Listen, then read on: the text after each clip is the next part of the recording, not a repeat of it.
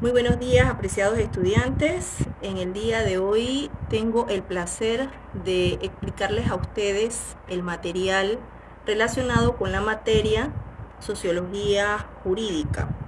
Para los efectos, le vamos a hacer una introducción del contenido de la materia y espero que la misma sea de su total agrado. Antes de detallar a fondo los avances que ha tenido la sociología jurídica, a lo largo de la historia haré una introducción relacionada con este tema, por lo cual vamos a citar a Uñas Juárez, quien explica que los antecedentes de la moderna sociología se pueden concretar en dos etapas, claramente diferenciadas. La más cercana discurre a lo largo del siglo XIX. Una segunda englobaría el siglo XVIII y los tiempos anteriores a él.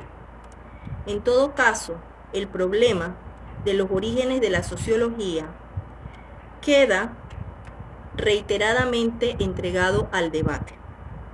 Según el profesor Rodríguez Zúñiga, dos son los modos de abordar el desarrollo de la sociología. En primer lugar, como el conjunto de reflexiones generadas por el pensamiento, sobre todo el occidental, sobre el hombre y la sociedad. La sociología sería, desde esta perspectiva, cualquier racionalización efectuada sobre el mundo social y su origen se situaría al menos en el pensamiento social griego. Desde esta perspectiva no cabe hablar de orígenes de la sociología propiamente tal. En oposición a dicha perspectiva, Rodríguez Zúñiga afirma que la sociología puede y debe diferenciarse de la teoría social anterior. La distinción entre el modo de pensar sociológico y las precedentes variantes del pensamiento social hay que encontrarlas no tanto en el autor clave, sino en el tipo de reflexión sobre la sociedad que surge dentro de un marco histórico concreto. La sociología, como señala González Leo, nace como un entrecruce de factores institucionales e intelectuales, de interfecundación de tradiciones ideológicas y culturales en un auténtico trenzado dialéctico. Esas tradiciones fundadas en una filosofía social tendrían sus antecedentes más remotos en el pensamiento griego, como veíamos más arriba. Así, Gurbich se remonta hasta el propio Aristóteles, afirmando que desde el reconocimiento del sum politicum, el insigne pensador griego recontraría con la realidad social identificada en ella un cuádruple aspecto: de filia, la sociabilidad o solidaridad; la koinonia, los agrupamientos particulares; la politeia, la cual guarda relación directamente con el Estado, identificado por él; la sociedad global, que es el coronamiento de las agrupaciones; y los nomos, que es el conjunto de las reglas de conducta social, englobando las costumbres y las prácticas. Respecto al marco histórico concreto que posibilita la génesis de la moderna sociología, hay que referirse al impulso del Renacimiento, de la Reforma y de la Ilustración, por una parte, y la Revolución Francesa y la Revolución Industrial por la otra. Esos serían los grandes movimientos intelectuales y acontecimientos sociopolíticos que deben de tomarse como referencia. Como señala Warner, la moderna teoría social comenzó durante los siglos XVII y XVIII, cuando el apasionado conflicto religioso, el radical cambio económico y la violenta lucha política estimularon un pensamiento apremiante y fundamental sobre la sociedad. Antes, con el nacimiento de la sociología, hay que aclarar que los precedentes anteriores corresponderían a saberes sociales diferentes y, como indica Del Campo, Sociología y punto de vista sociológico no son la misma cosa. El punto de vista sociológico apareció y fue utilizado mucho antes de la formalización de la sociología. Ahora bien, es pertinente comunicar que etimológicamente la palabra sociología deriva del latín socios, que significa socio compañero, y del griego logos, que significa estudio o tratado. Así se definió ampliamente la sociología, como la ciencia que estudia la formación, las relaciones de los individuos y de la sociedad. Martínez Ruiz y Guerrero. En el siglo XVIII, en el año de 1839, el francés Auguste Comte fue el primer autor en usar el término de sociología y lo definió como la ciencia del saber o el conocimiento de la sociedad.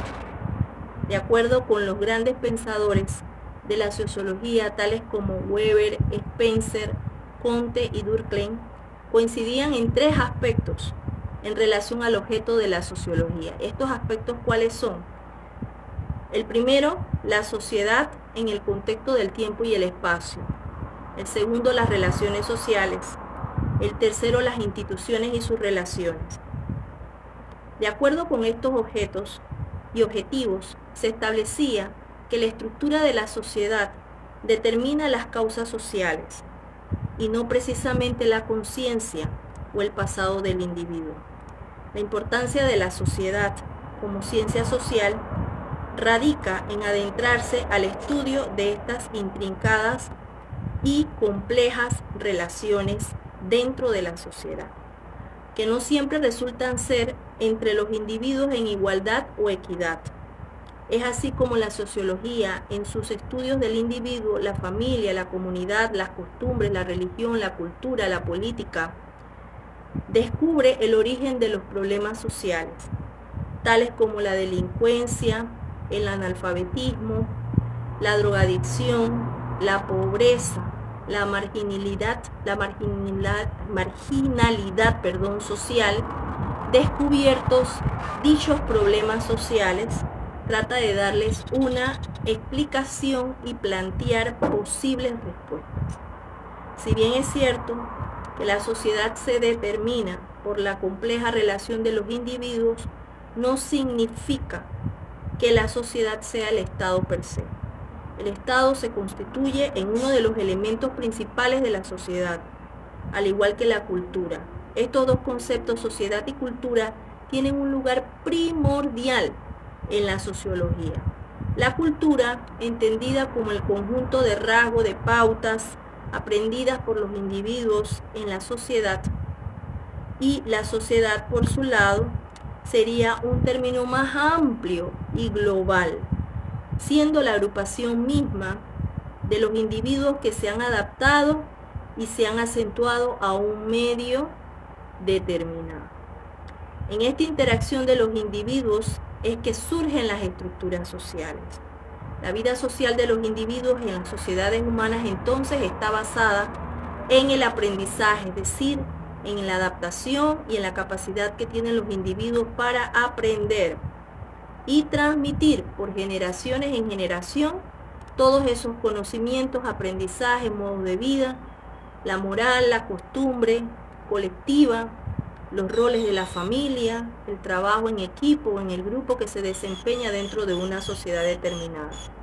Como se ve, estos dos elementos están estrechamente concatenados y relacionados entre sí, pues la cultura no puede desarrollarse fuera de la sociedad y viceversa, ya que una depende de la otra. Y esto es así, ya que la cultura lo distingue a una sociedad de otra tanto en el tiempo como en el espacio. Así, cada sociedad se compone de un conjunto de normas de una u otra forma que regulan esta convivencia grupal dentro de la sociedad. Dichas normas son regentadas por el poder del Estado para establecer así de esa forma un orden en las relaciones sociales y dentro de la sociedad.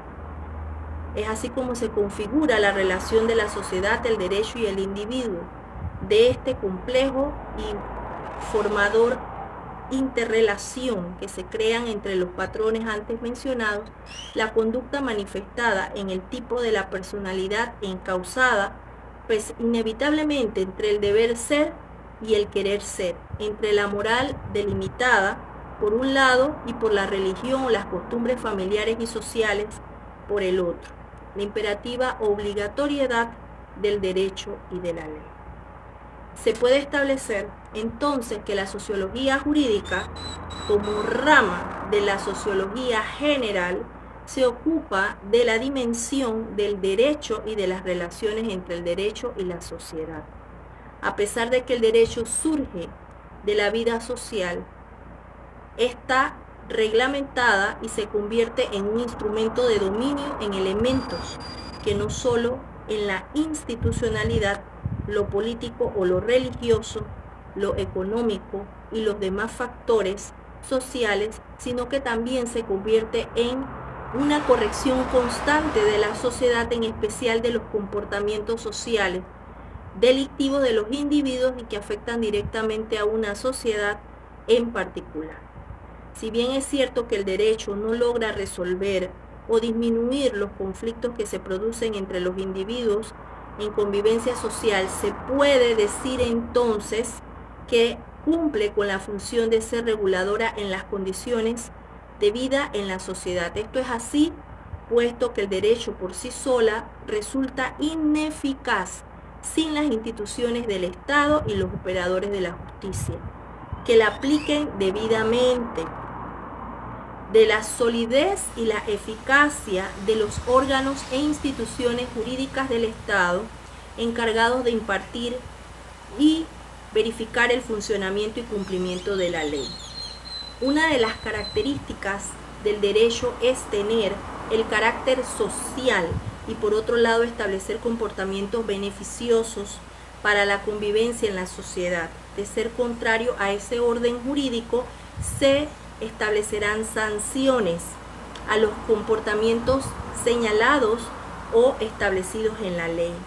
Un ejemplo del beneficio básico lo tendríamos en las relaciones laborales afectadas, en las cuales el trabajador espera recibir un salario justo y suficiente como prestación a su trabajo, de tal forma que le permite mínimamente cubrir sus necesidades básicas y vivir con dignidad. Pero si los trabajadores no reciben ese salario justo y acorde a esas necesidades mínimas, entonces estaríamos hablando de normas ineficaces, es decir, que no guardarían relación con la eficacia entre la relación laboral dada entre un trabajador y su respectivo empleador. Una de las características del derecho es que se desprende entonces que debe de existir convivencia entre los individuos.